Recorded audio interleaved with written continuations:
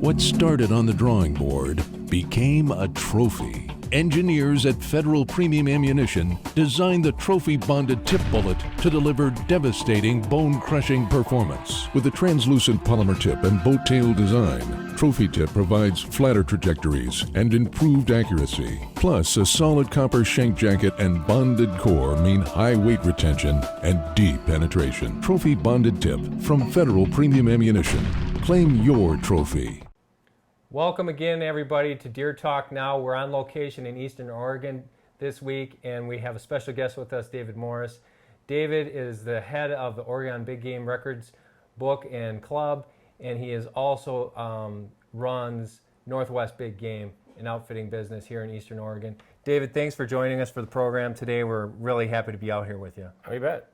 You know, one thing that we were talking about, which I find very interesting, is we're here hunting mule deer, and I've been a whitetail guy my entire life and know a little bit about scoring, obviously not as much as you or the guys around here, but one thing I found interesting is how you actually score a mule deer rack in relation to a whitetail. And can you just walk us through a few of the variances between a whitetail and mule deer? Well, whitetail, typical whitetail, will have almost all their points come off the upper edge of their main beam. So they'd have a G1 in this area. They'd have a G2, which on a mule deer is the same name point. This on a mule deer is a G3, where a whitetail would be again off the main beam, and then the G4 would be on the end, and if they had a G5 would be on the end of the main beam. Mule deer and blacktail deer almost always have a back fork, this is their G3 that forks off the G2. So one of the main differences of that is just where the point measurement's taken. So instead of taking all the points off the bottom edge of the main beam, like dissecting it off the top edge of the main beam, on the G3 it's dissected off the side of the G2. Okay, so where the G2 comes up, there's basically a line here, and that's where you're going to start measuring this. You would point take the outer edge of that, draw a line that, where the swell of the horn comes off of that point, and that's where you'd start your measurement up the center line. I got that wrong, the G3, yes, okay. G3. And what are some of the differences? I know that there was one in the mass that I did not know about. Well, the only species in North America that don't have all of their circumferences off the main beam are, again, the mule deer and the blacktail. So you would have a circumference between the base, the burr, and the G1, smallest circumference between there. If they have one, right? Right. And then between the G1 and the G2. But on the mule deer, you take the next circumference between the fork of the G2, 3, and the main beam. So that's what I found interesting. Here. So you're actually taking it off what is essentially a point. Yeah, it's taken off of this one, and then the fourth H4 circumference is taken out here on the beam. Now, what does a guy look for when he's out hunting? I know that everybody has their own preference, width and height and things like that. What makes a good muley when you're looking at one? Well, if you're looking for score, you want something that has the longest possible main beam, the longest points, and the heaviest mass. And if it's a Boone and Crockett final score buck or a official score buck, something that has symmetry. So it wouldn't be a 3x4. He would have 4 long tines. The wider, his width is only taken if the main beams are as long as the greatest inside spread. So if you get a buck that's too wide, you don't get spread credit. The longest main beam is the spread credit, which is the same as whitetail or Rocky Mountain elk. Makes total sense, and it's a good segue that you have. We're going to bring Sam Wilkins in here. Sam is a guide here. Thank you, Sam. We're going to talk to you more in a little bit, but this is what you're talking about. Check this out. I would love to have my hands on that thing live, but check that out. Now that's what you're talking about with as far as something that's really he's a 29-inch wide mule deer buck.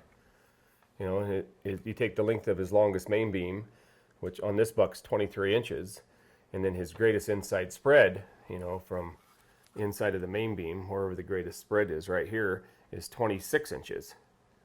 Almost 27 inches on this buck. So your spread credit then is the length of the longest main beam.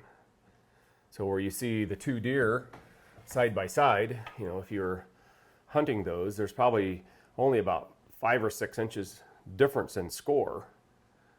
So a lot of people want to kill quite a disparity. Yeah, to kill a 30-inch wide mule deer, this one's 29, or versus a buck that'll score 7 inches higher, You got the difference of the tine length, the main beam length.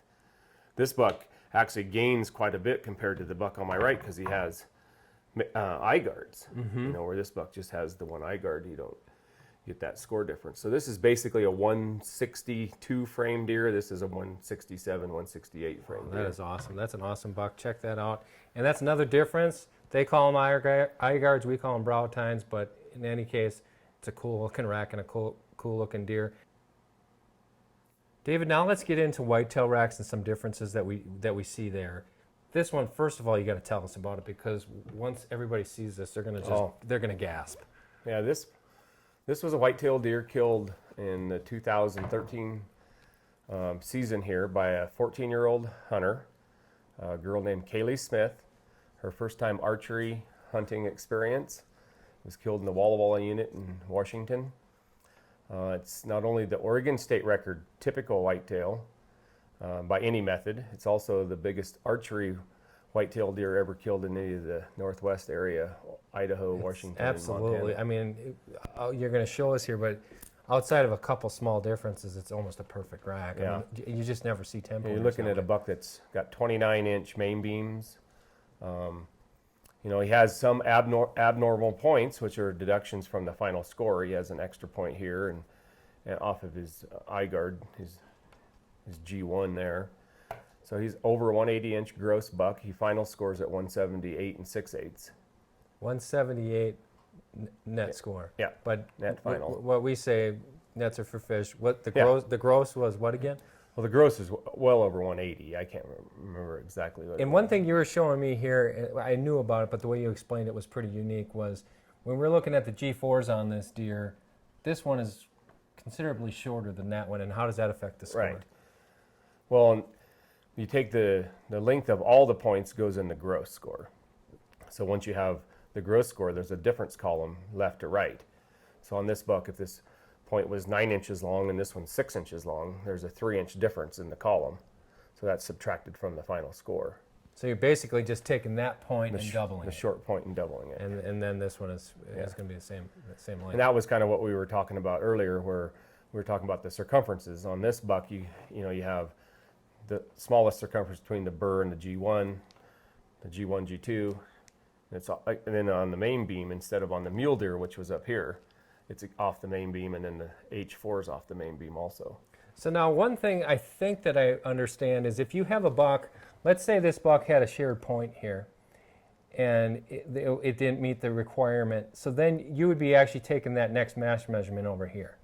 If, let's say this point came together and instead of having some mass measurement like that, that doesn't count, right? So you'd have to be taking your, like let's say this was considered a common base. Right. You'd be going 1, 2, 3, 4. Right. Across, and it would be If different it's not on the other determined side. to be a point off the main beam. Okay. Right. Okay, that makes total sense. Yeah. If he had, a webbing that came up into here, and he had a really large circumference on this side, it really wouldn't make any difference. That would count then? Yeah. Okay.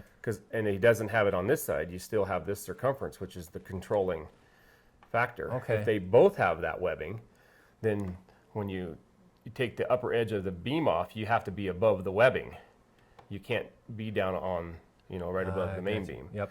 So if these both were, continued up to a web, you'd still get the big circumference, but your point lengths are then cut higher. Awesome. All right, let's bring in the muley rack and put those side by side.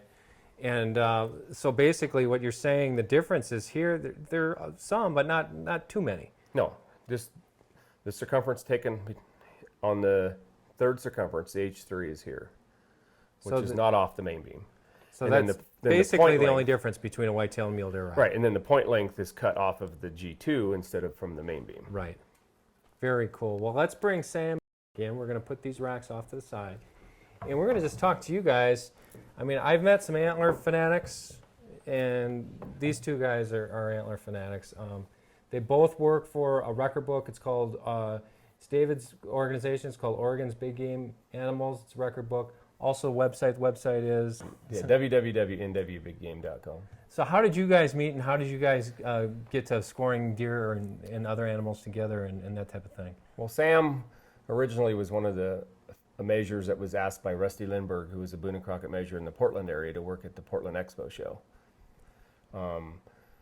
I came about a year or so after that. I had the concept of the idea for the record book for Oregon based on a book I seen, which was Arizona Wildlife Trophies book when I was in a taxidermist school in Arizona. I wanted to take that same format and apply it to Oregon. So I went to it's the biggest show in the West as far as a consumer show, and went there and met Sam and Rusty and Larry Griffin and a few other measurers, and started talking about putting together a record book just for Oregon. So in 1994, I wrote a letter to Boone and Crockett and got authorization to use their measuring system so that we could print and use their score charts, which are copyrighted, and basically adopted minimum scores that were lower than Boone and Crockett's minimums. So that's for the Oregon book. Okay. Yeah, so an example, we were looking at the whitetail deer, it's a 170 minimum for the Boone and Crockett all time. Well, in Oregon, there was only 2 bucks ever killed that's over 170. So for us to show the wouldn't be much of a record book with only 2 deer in there. Right. Right. So for us to show the top, 200 entries, we adopted a minimum score that was quite a bit lower based on our geographic area versus. And what is that the rest. score? Ours right now is 125. Okay. For rifle, and we also record archery and black powder in the same book, along with shed antler categories. Oh, okay. So our state books have 3 methods of harvest. We record all the big game species in Oregon. We have Roosevelt elk, Rocky Mountain elk, black-tailed deer, pronghorn, black bear, cougar. There's 2 species of sheep, Rocky Mountain bighorns and California bighorns, mountain goats. Wow. That's a lot of different animals. I mean, most people, where I come from, Wisconsin, we have a couple. You have Oregon's deer, a bear, really and very diverse state. that's about it. For big game hunting. We do have moose in Oregon, but there's not a legal hunting season. So Washington, we also produced the record book for Washington's big game animals, which came after Oregon's. So we kind of applied the same format in Oregon and Washington, and a lot of the show producers have shared shows that we do in both states. Okay. How many? Well, Sam, let's bring you into the conversation here. How did you get into scoring and antlers and that type of thing? What's your history on this? Well, actually, I've as I said earlier today, I've hunted all my life and been able to take quite a few different game animals in Oregon. But I did kill a big antelope in Oregon, and that's where I met Rusty Lindbergh, the Boone and Crockett scorer, and fortunately my antelope made the Boone and Crockett book. Wow. But Rusty was such a nice guy that I just sat down and started talking to him, and we hit it off, and he asked me if I'd like to come help him at the Portland show, and I said, oh, I'd love to, and that just... Yeah. At one point there, then we got Rusty in to do a class in Oregon, because all of us that weren't official Boone and Crockett measures, how do you measure for a publication that we're doing just in Oregon? So we had Rusty, who was a Boone and Crockett measure, do a clinic that certified us as state measures. And Sam and Gordon that guides here, and there was like about 10 of us in the first class in 93 that did 93 and 94, I think it was 94, but we did a first class. Wow. And most of us have all continued together measuring, 20 to 80,000 big game animals over the last. Does it get old? I mean, are you looking at Yeah, it really never does. Just just love antlers that much to look at them and probably hear the stories, I'm sure, a lot of times from During people. the peak years of measuring entries in Portland, in a 5-day show, we were doing, over 400 sets of antlers in a 5-day show period. My goodness. Well, let me ask you both here, and then we're going to let you go. But out of all those animals you get to hunt around here, what's your favorite? What's your favorite animal to hunt? Mine's mule deer. Mule deer, and why is that? Well, I grew up hunting mule deer. The elk were later in life. They hadn't been. They were reintroduced to Oregon in the early 1900s, but the mule deer population when I grew up in this area were the deer we hunted. Well, let me ask you that, because there's been a lot of discussion. We've had some things in deer and deer hunting on it. What is the future of mule deer out here? We hear talk that various circumstances, I don't know if it's climate change or whatever, they're saying whitetails are pushing muleys out of traditional mule deer range. Is that true, or is there a bright future? The future of mule deer hunting is if you have somebody that can manage them. And there's no game department I've seen that knows how to manage mule deer bucks. They overharvest. They sell a number of tags based on revenue. They don't manage for mature bucks. And if they did, there wouldn't be any trouble seeing lots of bucks like we have on these ranches you've been seeing lately. What about the population in general? Is it healthy? Population in Oregon should be probably put on the sensitive species list. It's that critical. Really? Yeah. What do you think some of the contributing factors are to that? Predation. Predation.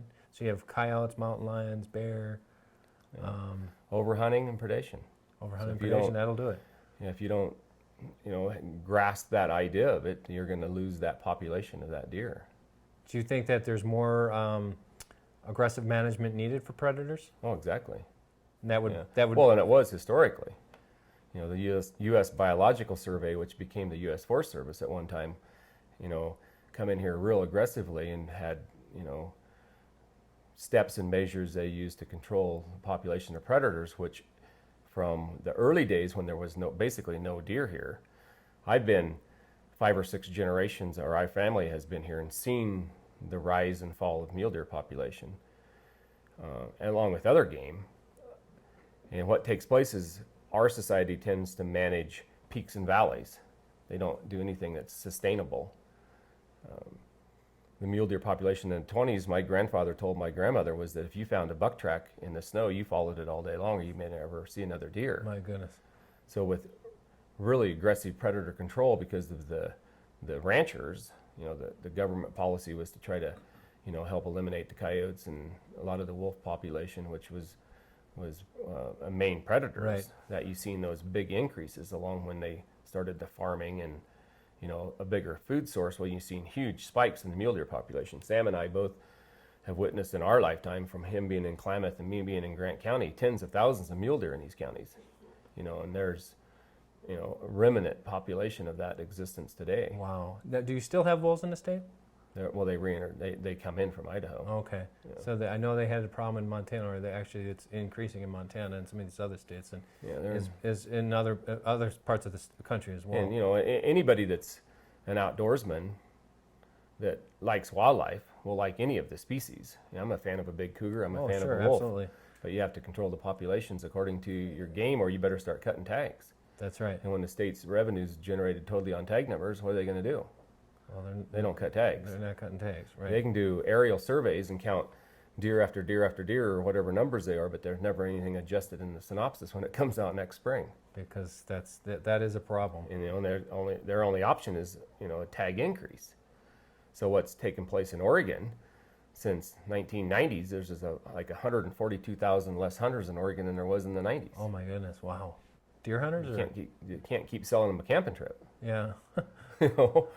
Just, They want to see some animals when they go out there. well, and if you can go out and hunt and find 4 or 5 mature bucks, most of these people would be satisfied. Absolutely. But Well, Sam, let's turn the table back over to you. What's your favorite big game animal to hunt?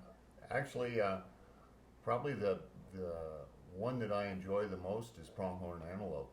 When you can draw a tag, to hunt antelope in Oregon, you have to be drawn. But pronghorn is